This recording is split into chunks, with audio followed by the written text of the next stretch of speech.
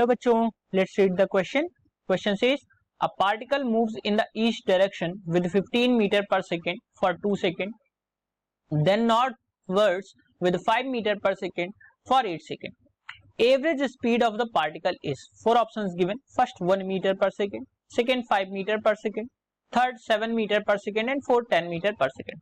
बच्चों यहाँ पे बात करेंगे हम सॉल्यूशन की. सॉल्यूशन में हम सबसे पहले देखेंगे की कॉन्सेप्ट को. ध्यान रखिए यहाँ पे पूछा गया है एवरेज स्पीड. तो ध्यान रखिए एवरेज और वेलोसिटी में अंतर होता है. एवरेज स्पीड की जब भी हम बात करते हैं तो वहां पे डायरेक्शंस का कोई भी जिक्र नहीं होता है. और एवरेज स्पीड जो होती है वो होती है बच्चों total distance travelled upon total time taken. बच्चों क्वेश्चन के अकॉर्डिंग क्या है कि अब डायरेक्शंस के अकॉर्डिंग भी हम देख लेते हैं. तो डायरेक्शन पहले मैं बता देता हूं फिर क्वेश्चन को देख लेंगे. This one is the north, ये साउथ है बच्चों. This one is the east and ये जो है ये वेस्ट डायरेक्शन है.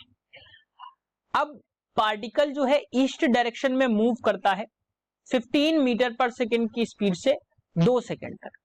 यानी कि अगर मैं बात करूं तो जो टाइम है वो कितना है 2 सेकेंड और जो स्पीड है वो क्या है वो है आपकी 15 मीटर पर सेकेंड.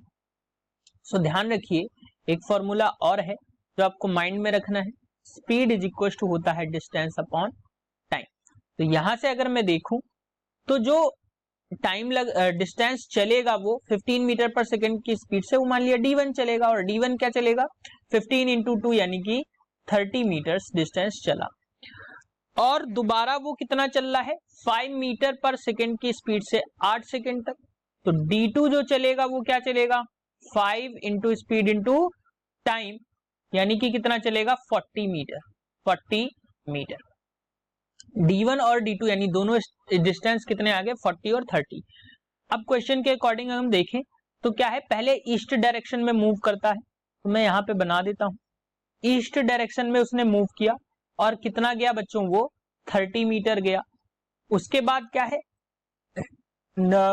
बच्चों वो नॉर्थवर्ड्स मुड़ गया यानी कि लेफ्ट घूम गया और वो ऊपर की तरफ चला. और कितना चला बच्चों अगेन 40 मीटर चला.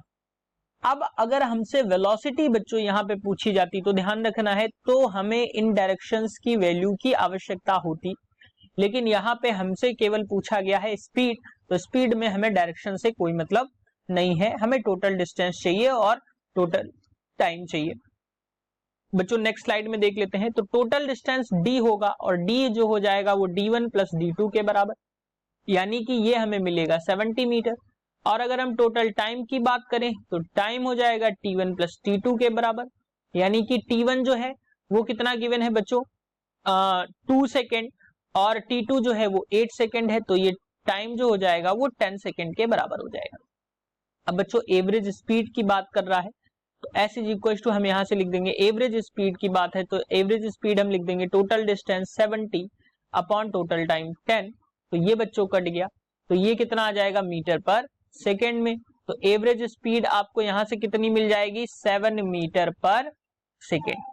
सो अगर हम ऑप्शंस की बात करें तो option 3 is the correct answer for this question that is 7 metre per second. Hope you understood it well. Best of luck.